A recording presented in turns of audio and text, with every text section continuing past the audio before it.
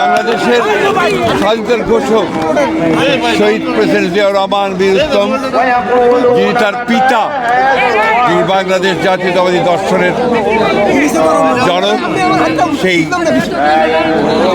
শহীদ president Ziaur Rahman সাহেবের মাজারে আজকে তিনি জিয়ারত করতে আসবেন এবং এখানে তিনি পুষ্পস্তবক অর্পণ করবেন। সঙ্গে তার সঙ্গে থাকবেন স্থায়ী কমিটির সদস্যবৃন্দ এবং নেতৃত্ববৃন্দ। বাংলাদেশের রাজনৈতিক ইতিহাসে এই ধরনের রাজকীয় প্রত্যাবর্তন, জনগণের স্বতঃস্ফূর্ত সম্বর্ধনা খুব কম নেতার পক্ষে পাওয়া সম্ভব হয়েছে। আজকে তাদের মধ্যে একটা নতুন আশা সঞ্চারিত হয়েছে। আর যে আশা স্বপ্ন তিনি গতকাল জনগণের কাছে তুলে ধরেছেন, তার একটি পরিকল্পনা আছে।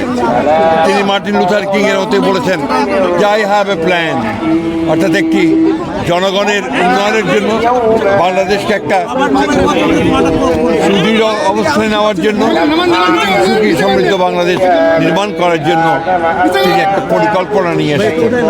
সেই পরিকল্পনা তিনি ইনশাআল্লাহ জনগণের স্বতঃস্ফূর্ত সমর্থন নিয়ে তিনি বাস্তবায়িত করবেন।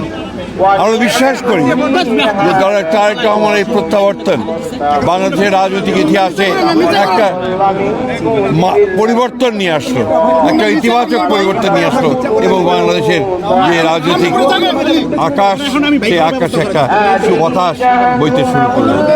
আমরা সবাই বাংলাদেশে শুধু তার দল নয়, গোটা বাংলাদেশের গণতন্ত্রপ্রেমী মানুষ আমরা আজকে অপেক্ষা করে আছি এই নেতার নেতৃত্বে একটা সত্যিকার অর্থেই একটা সুখী সমৃদ্ধ গণতান্ত্রিক বাংলাদেশ নির্মাণে।